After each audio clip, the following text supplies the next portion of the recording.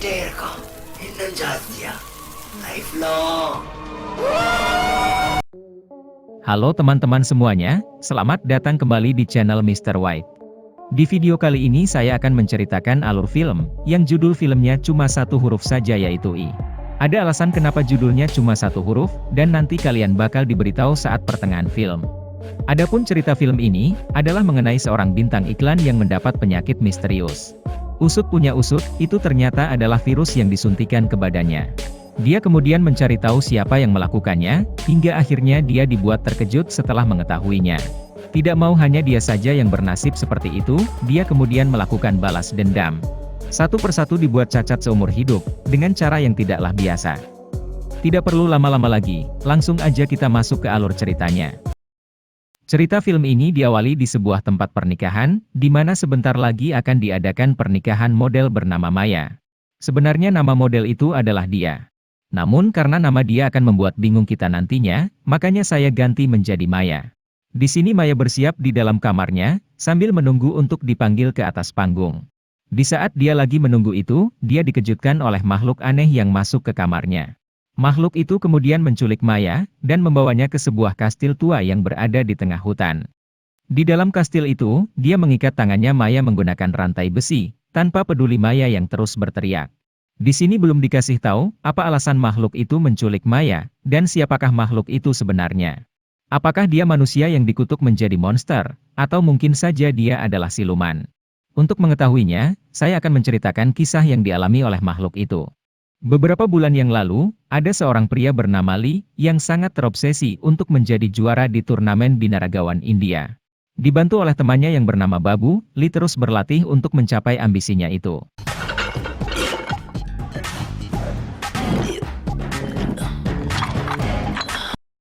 Untuk bisa menjadi binaragawan India, Lee terlebih dulu harus ikut turnamen di kotanya.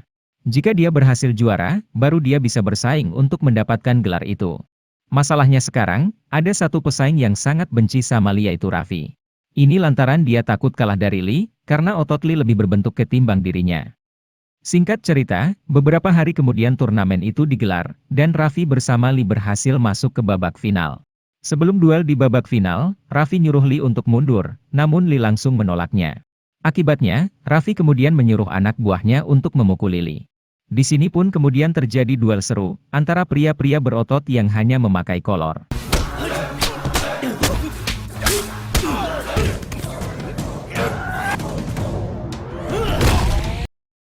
Singkat cerita, Lee berhasil memukuli mereka, bahkan Raffi pun juga dipukulinya. Karena hal ini Raffi tidak bisa mengikuti babak final, sehingga Lee kemudian dinyatakan sebagai pemenangnya.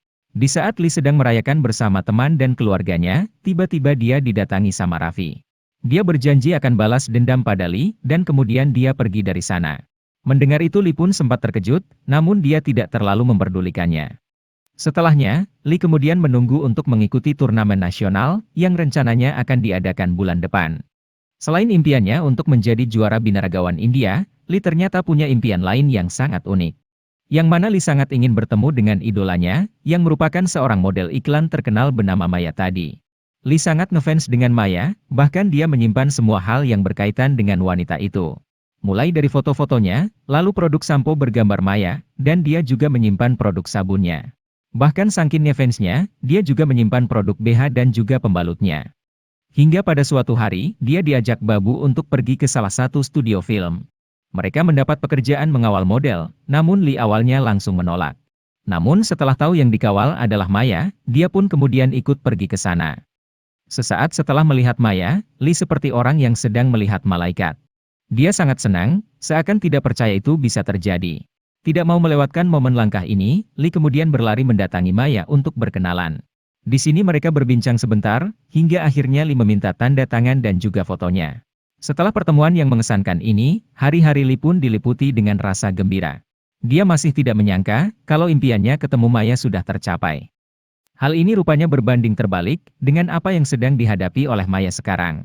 Dia selama ini sangat tertekan menjalani karirnya, lantaran selalu diganggu oleh rekan modelnya bernama John. Ganggunya juga bukan ganggu yang biasa saja, melainkan John selalu mengajak Maya untuk tidur bersamanya. Walaupun sudah ditolak berkali-kali, John tetap selalu mencoba meyakinkan Maya. Hingga pada suatu hari, John yang sudah sangat marah pada Maya, kemudian memasukkan namanya ke daftar hitam dunia periklanan. Ini agar Maya tidak bisa lagi menjadi model iklan. Sontak Maya pun bingung harus ngapain, karena dia sangat mencintai profesi ini. Sebenarnya ada satu kontrak iklan lagi, yaitu iklan parfum wanita yang syutingnya dilakukan di Cina. Namun iklan itu mengharuskan Maya berpasangan, dan dia tidak tahu pria mana yang cocok untuk menjadi pasangannya. Di saat Maya kebingungan mencari pasangan, dia secara tidak sengaja menemukan selebaran di koran yang menampilkan fotonya Lee di sebuah iklan. Lee sekarang menjadi model iklan, karena keberhasilannya memenangkan turnamen tadi. Walaupun iklannya masih sekedar produk-produk lokal saja. Karena hal ini, Lee sekarang semakin terkenal di kotanya, dan wajahnya pun sudah terpampang di berbagai produk. Tanpa pikir panjang, Maya lalu mengajak pamannya yang bernama Fasu untuk menemuinya. Kebetulan, Fasu adalah teman baiknya Lee, karena dia sering olahraga di tempatnya Lee. Di sini mereka pun langsung meminta Lee untuk menjadi pasangan iklannya Maya. Awalnya Lee menolak, lantaran jadwal syuting iklan dan turnamen nasional saling bentrokan. Namun karena tidak tega melihat Maya yang terus memohon, Lee pun bersedia membantu Maya. Dia memutuskan tidak ikut turnamen tahun ini, menundanya sampai tahun depan. Singkat cerita, mereka berangkat ke Cina untuk melakukan syuting. Untuk menunjang penampilan Lee saat syuting, Maya memanggil seorang makeup artis terkenal. Dia merupakan transgender yang bernama Osma. Dengan sentuhan ajaibnya, Osma berhasil mengubah penampilan Lee yang awalnya acak-acakan, sekarang menjadi sangat keren dan juga ganteng. Setelah itu, Lee dan Maya mulai syuting, namun syutingnya tidak berjalan baik. Setelah syuting selesai, Lee dikejutkan dengan sesuatu yang tidak pernah dia bayangkan sebelumnya. Maya tiba-tiba saja menyatakan cintanya kepada Lee. Adapun alasan Maya suka pada Lee, lantaran Lee sangatlah baik, dan bersedia mengorbankan karirnya hanya untuk Maya. Di sini Lee pun langsung kesenangan, karena tidak menyangka bisa pacaran dengan idolanya itu. Di sisi lain, Osma ternyata sangat cemburu dengan hubungan mereka. Osma dari pertama sudah tertarik dengan Lee, namun Lee sama sekali tidak tertarik dengan wanita jadi-jadian itu. Selain Osma, ada satu orang lagi yang sangat membenci mereka yaitu John. John sangat marah pada Lee, karena yang seharusnya menjadi pasangan Maya di iklan itu adalah dirinya. Saking marahnya, dia kemudian menyewa preman, untuk menyiram wajahnya Lee menggunakan cairan kimia. Untungnya, Lee bisa menghindar dari siraman itu, walaupun dia harus berkelahi dengan para preman itu.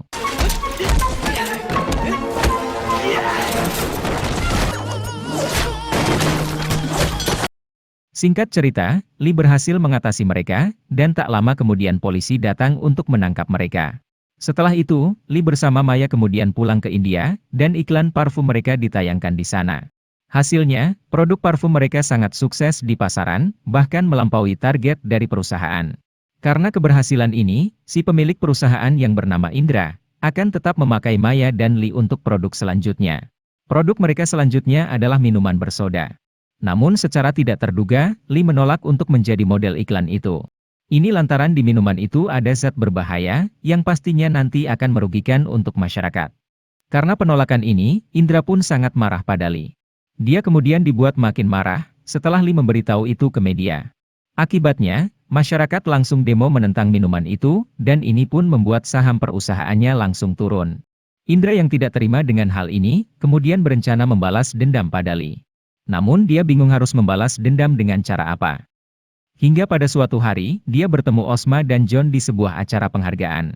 Mereka bertiga ini sebelumnya sudah saling kenal, karena hubungan pekerjaan di antara ketiganya.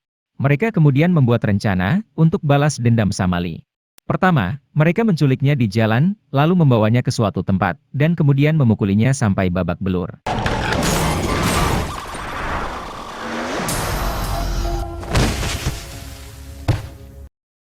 Untuk membantu memukuli Lee, John kemudian meminta bantuan preman setempat, yang ternyata itu adalah Raffi. Raffi pun dengan senang hati membantu John, karena dia bisa sekaligus balas dendam.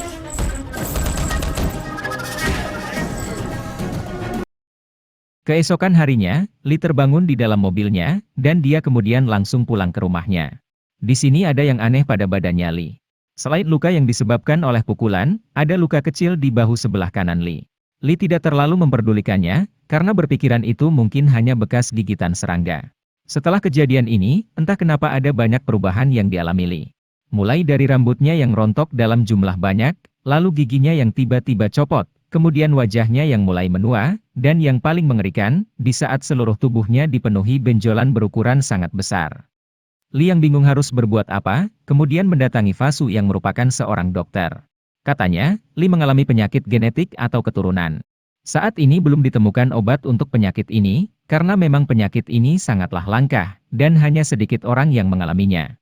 Nantinya wajah Li akan mengalami penuaan yang sangat cepat, kemudian benjolan akan semakin banyak, dan tulang punggungnya juga akan bengkok.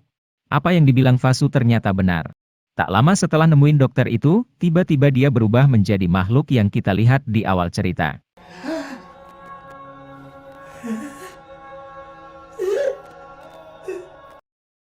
Di sini Li tidak memberitahu kondisinya pada siapapun, selain kepada temannya saja yaitu Babu. Li kemudian meminta Babu mengantarnya menemui Maya, yang sekarang sedang berdoa di sebuah kuil. Mereka sebenarnya akan menikah beberapa hari lagi, namun karena kondisinya seperti ini, Li pun bingung harus berbuat apa. Sesampainya di sana, Li kemudian langsung menyapa Maya, berniat untuk memberitahu kalau dirinya adalah Li. Sayangnya, Maya tidak menghiraukan sapaannya, bahkan dia merasa jijik saat dipegang.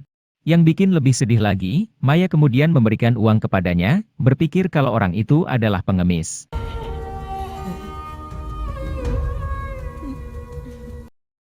Li yang tidak sanggup menerima kenyataan ini, kemudian nekat terjun ke sungai, namun untungnya langsung diselamatkan oleh Babu. Babu lalu membawanya ke rumah sakit, dan di sana dia dirawat oleh seorang dokter bernama Kumar. Kumar kemudian menyuruh stafnya melakukan beberapa tes, untuk mengetahui apa yang sebenarnya terjadi pada pria itu. Selagi mereka melakukan tes, Li ternyata memberontak dalam kamarnya, dan meminta Babu untuk membawanya ke tempat Fasu. Di sini dia meminta Fasu untuk memalsukan kematiannya, agar Maya tidak perlu khawatir tentang keberadaannya. Selain itu, dia juga meminta Fasu menggantikannya menikahi Maya. Dia menganggap Fasu adalah pria yang tepat, walaupun dia adalah pamannya Maya. Singkat cerita, mereka melakukan acara sehari sebelum pernikahan, dan di sini Li melihat proses itu dari jendela. Di saat yang bersamaan, Kumar tiba-tiba lewat di belakangnya, dan bilang kalau dia sudah mencari Li kemana-mana. Dia kemudian bilang sesuatu yang sangat penting. Katanya, aku sudah mengetahui apa yang terjadi padamu. Yang terjadi padamu itu, bukanlah penyakit genetik atau penyakit keturunan. Itu disebabkan oleh virus yang sangat langka, berbahaya, dan sangat sulit untuk dicari. Virus itu tidak bisa masuk ke tubuhmu dengan sendirinya, melainkan ada seseorang yang memasukkannya dengan sengaja. Sontak Li pun sangat terkejut mendengar ini, dan bingung siapa yang telah memasukkan virus itu. Selidik punya selidik, orang yang melakukan itu ternyata adalah Fasu. Adapun alasan dia melakukan itu, karena dia sangat tergila-gila pada Maya. Dia sudah suka pada keponakannya itu sejak SMP, atau bisa dibilang semenjak dia memasuki masa pubertas. Bahkan saking sukanya sama Maya, dia sampai mencuri beberapa pakaian dalamnya. Di saat dia tahu Maya akan menikah, dia pun mencari ide untuk menggagalkan pernikahan itu. Kebetulan sekali, dia bertemu Osma, Indra, dan John di acara penghargaan tadi, dan mereka pun menyusun rencana yang sangat bejat terhadap Li. Ternyata, tadi itu Li tidak hanya dipukuli saja, melainkan dia juga disuntikan sebuah virus. Virus itu sendiri bernama I, atau sama dengan judul film ini. Untuk virusnya saya tidak perlu menjelaskan lebih banyak, tapi yang jelas, virus itu tidak bisa membunuh orang yang terkena. Dia hanya akan membuat seperti Li sekarang, dan pastinya itu jauh lebih menderita daripada meninggal. Itulah mengenai cerita yang dialami Li, dan itu jugalah yang menjadi alasan dia menculik Maya. Setelah mengetahui semua ini, hanya ada kata balas dendam di dalam otaknya Li. Balas dendam yang akan dilakukan Li, tidak hanya sekedar balas dendam biasa. Dia sudah menyiapkan rencana, yang akan membuat mereka menderita seperti Li. Saya akan jelaskan satu persatu, yang dimulai dari Raffi terlebih dulu. Adapun yang dilakukan Li kepada Raffi, adalah dia menyiram bensin ke badan Raffi yang lagi tidur, dan kemudian dia membakar tubuhnya. Setelah terbakar selama 1 menit, Li kemudian memadamkan api itu. Setelahnya dia kemudian menelepon ambulans, agar Raffi bisa segera diselamatkan. Adapun alasan dia melakukan ini, karena dia ingin Raffi tetap hidup, dan menderita seperti yang dialami Li sekarang. Konsep membakar Raffi tadi dia pelajarin dari internet, dan sekarang beginilah keadaan tubuhnya Raffi.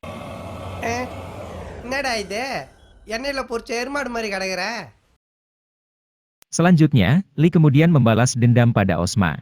Caranya, dia mengganti semua skincare yang biasa dipakai Osma, dengan bahan yang bisa meningkatkan pertumbuhan rambut. Osma yang tidak tahu akan hal itu, kemudian memakainya ke seluruh tubuh selama beberapa hari. Akibatnya, dari wajah sampai ke ujung kakinya ditumbuhi rambut, dan beginilah keadaan Osma sekarang. Beda. Itu kan tentu gede kok. Intan jahatnya. Lifelong. Dua orang sudah dibalas dendam, sekarang korban yang ketiga yaitu Indra. Untuk si Indra ini, mula-mula Lee menuang sirup ke seluruh tubuhnya, dan kemudian mengeluarkan lebah yang langsung menyerbu ke tubuh Indra. Di sini Lee bilang, jika kau tidak bergerak selama 5 menit, maka mereka akan menghabiskan sirup itu. Setelahnya, mereka akan pergi tanpa menyengat tubuhmu. Namun, jika kau berani bergerak, maka mereka akan menyengat tubuhmu. Dengan satu lebah yang masih tersisa di tangannya, Lee kemudian menghembuskannya ke hidung Indra, dan inilah yang kemudian terjadi.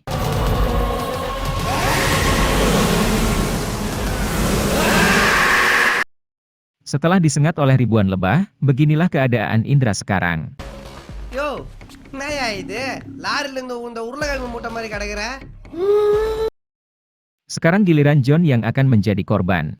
Kalau untuk si John, Lee harus berjuang sedikit, namun itu sepadan dengan penderitaan yang didapat oleh John.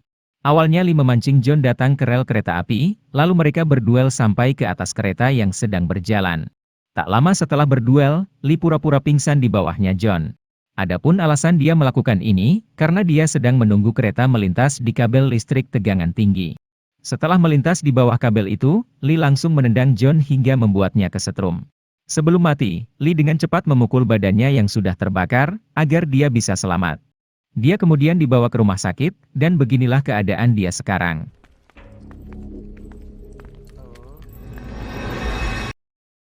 Empat orang sudah mendapat balasan atas perbuatannya, dan sekarang tinggal Fasu seorang. Untuk penjahat utama ini, Lee sudah menyiapkan rencana sama seperti yang dilakukan Fasu terhadapnya.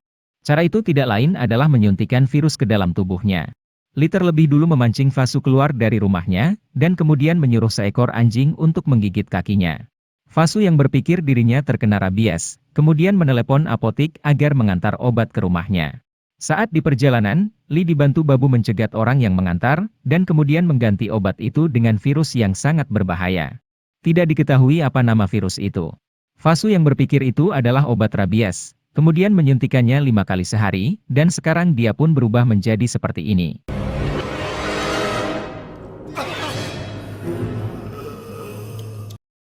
Setelah membuat mereka semua menderita, Lee kemudian balik lagi ke kastil tadi. Di sini Maya tiba-tiba langsung memeluknya, karena sudah tahu kalau makhluk itu adalah Lee. Ini lantaran Maya yang mengambil ponsel makhluk itu, yang ternyata adalah ponselnya Lee. Awalnya dia berpikir makhluk itu mencuri ponselnya. Namun lambat laun dia pun mulai sadar, kalau makhluk itu sebenarnya adalah Lee. Di sini Maya terus menangis tanpa henti, karena merasa dirinya yang menyebabkan Lee seperti ini. Lee kemudian bilang, ini semua bukan karena dirimu. Dunia ini memang seperti ini. Jika ada seseorang yang berbuat baik, maka banyak orang yang tidak suka padanya. Ini semua adalah takdirku, jadi kau tidak perlu merasa bersalah. Lee kemudian menyuruh Maya untuk melupakannya, dan anggap saja kalau Lee sudah mati. Spontan Maya pun langsung marah, sambil dirinya yang ngomong begini. Apa kau tidak malu mengatakan itu? Jika aku ada di posisimu sekarang, apakah kau akan pergi meninggalkanku begitu saja? Sontak Lee pun langsung terdiam, karena tidak menyangka Maya sangat menyayanginya, walaupun kondisinya sekarang sudah seperti monster. Maya kemudian membawa Lee ke suatu tempat yang sangat jauh, agar mereka bisa hidup dengan tenang di tempat itu. Di tempat yang dipenuhi dengan bunga itu, hari-hari mereka pun penuh dengan kebahagiaan. Selain itu, di tempat ini Lee terus mendapat terapi dari Kumar, yang menyebut kalau penyakitnya bisa disembuhkan. Beberapa bulan kemudian Lee perlahan mulai sembuh, hingga akhirnya dia berubah menjadi normal kembali.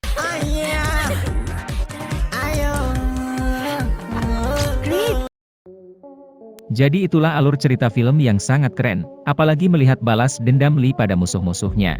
Untuk ukuran film India, film ini sudah hampir setara dengan film Barat, namun ada beberapa bagian yang masih kurang.